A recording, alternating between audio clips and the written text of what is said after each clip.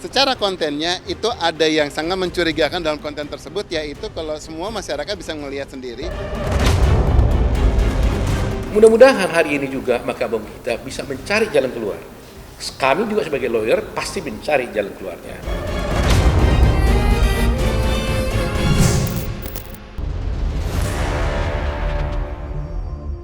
Seorang pakar telematika, Abimanyu, sedang menjadi buah bibir setelah menyoroti adanya kejanggalan CCTV dalam kasus kopi sianida yang menewaskan Mirna Salihin dengan terdakwa Jessica Wongso pada 2016 silam.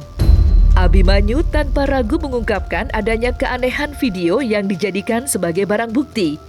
Apa yang diungkapkan Abimanyu jelas menguatkan apa yang dulu dituduhkan Otto Hasibuan yang sampai dengan saat ini masih menyimpan rasa keraguannya pada CCTV yang ditampilkan dalam persidangan.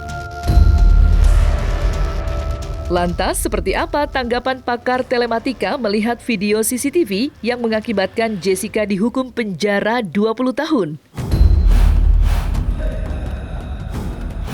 Sekarang secara telematika, kalau kita mengulas sesuatu gerakan garuk-garuk, kita akan menganalisa keseluruhan dari gerakan tersebut.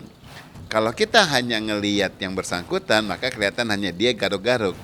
Tetapi kalau kita lihat, kita perluas, kita lihat ada dua figur, orang di belakang si Jessica dan kemudian orang yang di samping. Saat Jessica garuk-garuk itu bolak-balik dan kemudian orang yang di belakang dan di sampingnya juga gerakannya bolak-balik maju mundur. Yang satu bolak-balik tangannya naik turun, yang satu bolak-balik badannya itu kayak maju mundur. Manusia apa yang gerakannya dia bisa maju mundur? Nggak ada, manusia rata-rata maju. Kalau analisa saya, yang Jessica-nya ini yang dia lakukan, dia adalah suatu pengulangan yang sifatnya reversial atau reverse kalau bahasa Inggrisnya ya. Jadi sifatnya adalah reversi, bergerakan maju kemudian dimundurkan, maju dimundurkan. Bukan repetisi. Kalau repetisi itu pengulangannya maju, itu repetisi ya. Tapi kalau umpamanya maju, mundur itu yang reversial. Nah, gerakan reversial pada gerakan dia kayak seperti menggaruk kemudian jadi selalu berkali-kali beriringan sama dengan gerakan si orang yang maju mundur ini. Kalau soal gerakan yang seolah-olah jadi kayaknya menggaruk, saya tidak melihat itu sedemikian esensial ataupun krusial lah untuk mengungkapkan kasus ini. Karena itu adalah suatu gerakan natural yang siapapun bisa garuk-garuk. So what? Tidak ada masalahnya soal garuk-garuk. Yang lebih esensial adalah sebetulnya dari pergerakan rekaman-rekaman video ya yang selama ini ada. Dan kemudian kita ketahui ternyata ada rekaman yang sebutnya videonya jauh lebih dekat dibanding yang diandalkan selama waktu persidangan itu kamera jauh yang diandalkan. Padahal berdasarkan yang diajukan oleh ayahnya almarhum, dia menunjukkan di salah satu TV sebelah itu bahwa itu ada bukti rekaman kamera lagi yang lain yang agak di belakang. Itu secara dekat. Nah, itu dari dulu itu tidak diulas banyak dalam persidangan. Padahal itu sebetulnya bisa memberikan banyak gambaran ataupun acuan mengenai apa yang selama ini terjadi di balik tas yang tidak tertebak oleh orang-orang gitu. Menurut ahli kita itu, yang ini, bisa ini di replay, digini-giniin CCTV-nya, dibolak-balik. Seakan-akan dibilanglah dia menggaruk-garuk karena gatal karena sianida, tumpahan. Padahal dia hanya gini doang nih. Tapi di video itu, di CCTV itu ditunjukkan gini. Seakan-akan dia garuk. Itulah rekayasa itu. Itu kami buktikan di persidangan. Dan ada bukti tandingannya. Ahlinya ada. Siap datang. Dan di sidang dia disebutkan, itu rekayasa. Tapi dia diancam pada waktu itu.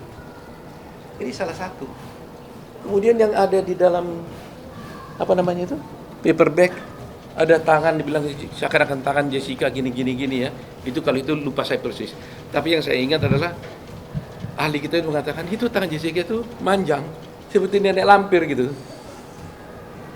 Saksi kita itu membuktikan ini rekayasa. Ini yang benar gitu. Jadi gimana? Nah, kalau nggak benar panggil saksi itu. Kalau itu nggak benar tangkap saksi itu kan. Tapi saksi itu bilang siap, kapan saja. Dia dokter dari Jepang. Saya sudah analisa barang ini. Ini adalah tidak benar.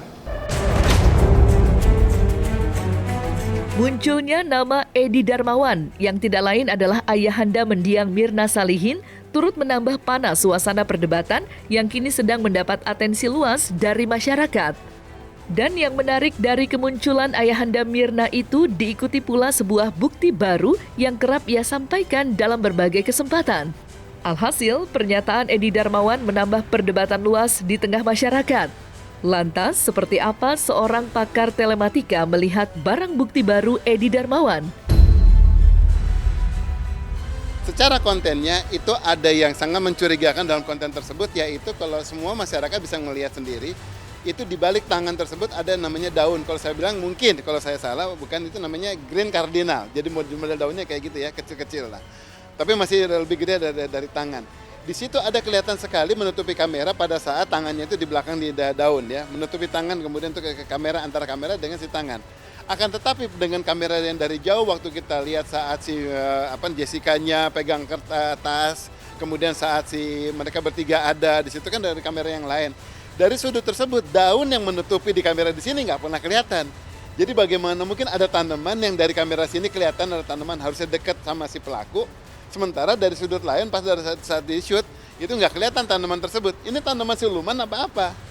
Kalau dibilang ini tanamannya dekat sekali sama kamera nggak mungkin, kan kameranya di atas sangat di Ethernet ya kan, berarti kan tanamannya agak di bawah. Ya kan harusnya kelihatan pada kamera yang jauh, ternyata tidak kelihatan. Itu yang saya bilang rekayasa. Kemudian juga tidak kelihatan wajahnya. Bagaimana bisa dijadikan bukti apabila wajahnya itu sendiri tidak kelihatan? Bagaimana kita bisa meyakini itu wajah satu pelaku? Nggak bisa sekedar katanya, saya butuh adalah datanya. Datanya itu sendiri bukan kata orang, tetapi dengan kita pengungkapan, kita pastikan dari kontennya bahwa itu kemudian memang tangan yang bersangkutan. Dan kemudian nanti kontennya itu di cross check dengan kamera yang jauh. Jadi kalau gerakan tangan, mengambil sesuatu, itu di kamera yang jauh kelihatan nggak? Nah dengan demikian kalau umpamanya ada juga gerakan yang kayak gitu, ketahuan jam berapa, menit keberapa, berarti itu memang sinkron. Kalau tidak ada, jelas ini suatu konten yang saya bilang itu jadi rekayasa. Cuma kalau ini mau diungkapkan, diajukan malah jadi memalukan bagi pihak yang mengajukan ini di sini. Karena apa? Jadinya kelihatan berupaya menguatkan sesuatu atau berupaya mengumpatkan sesuatu, malah yang jadinya jadi kacau. Buat saya ketika dia mengucapkan gitu, dia mengucapkannya dengan santai ya. Dia sambil duduk terus sambil nyari videonya itu, dia ngomong, saya nggak mau dia dihukum mati, saya biar seumur hidup aja penjara, biar dia tersiksa gitu. Itu adalah sekali lagi dia sudah tidak meledak-ledak ketika zaman dulu ya. Buat saya yang terjadi saat ini adalah kondisi dia sudah lebih tenang, tetapi bahwa dia masih tetap memegang prinsip dia karena wajahnya datar, cenderung datar sebetulnya. Wajahnya cenderung datar ketika ngomong kayak gitu, tetapi dia tetap kejar terus kasih tunjuk bukti-buktinya bahwa dia benar. Jadi buat saya ketika dia tampilkan itu, ya bisa jadi itu harusnya nggak ditampilkan gitu ya sebetulnya. Kenapa? Kan artinya menyembunyikan bukti sebetulnya.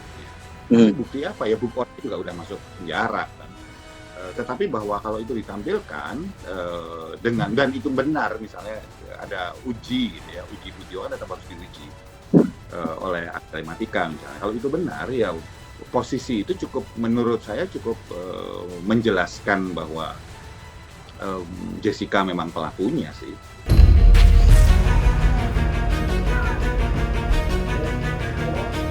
Sejak film dokumenter Ice Cold Murder tayang di Netflix, semua hal yang berhubungan baik dengan Jessica maupun Mirna ramai menjadi sorotan. Dukungan publik terhadap Jessica yang terus mengalir membuat kuasa hukum Jessica, yakni Otto Hasibuan, kembali akan mengajukan PK. Terlebih, dukungan yang diberikan pada Jessica diikuti juga dengan kejanggalan yang terjadi selama persidangan. Lantas, seperti apa strategi Otto dalam mengungkapkan bukti-bukti baru dalam meyakinkan Mahkamah Agung RI kalau kliennya tidak bersalah dan harus dibebaskan secara hukum? Memang kita akan melakukan upaya hukum ya, PK dan sebagainya lah upaya hukumnya kan. Tapi yang paling saya berbahagia hari ini, itu ada pernyataan dari Prof. Edi, wamen kita, mengatakan dia confirm no autopsy, no case. Ini Jadi kalau memang tidak ada otopsi, menurut dia juga ternyata tidak bisa ada kasus. Nah, itu yang membuat saya bahagia. Jadi sudah confirm dulu satu hal ini. Persoalan entah apakah dilakukan otopsi atau tidak, tentunya kami meyakini bahwa tidak ada otopsi. Kenapa tidak ada otopsi? Berdasarkan keterangan dari saksi yang melakukan visum et repertum, yaitu Dr. Slamet. Dr. Slamet mengatakan tidak diotopsi. Saya berterima kasih sama beliau karena menyatakan yang sebenarnya, dan confirm berarti no otopsi, no case, no crime. Dan karena itu berarti semua pihak sudah harus menyadari, mengakui bahwa kasus ini harus ditutup seharusnya. Persoalannya sekarang adalah karena sudah terlanjur jadi hukum, bagaimana caranya membukanya? Nah, caranya membukanya ini harus menggunakan hukum progresif tentunya. Mudah-mudahan hari ini juga Mahkamah kita bisa mencari jalan keluar. Kami juga sebagai lawyer pasti mencari jalan keluarnya. Kalau sungguh-sungguh mereka meyakini, mengetahui bahwa Jessica tidak bersalah, tidak mungkin dong dibiarkan begitu. Hanya supaya hukumnya pasti, nggak boleh lagi dibuka, nggak boleh begitu. Harus hukumnya progresif, harus mencari kebenaran dan keadilan. Jadi itulah update kita hari ini.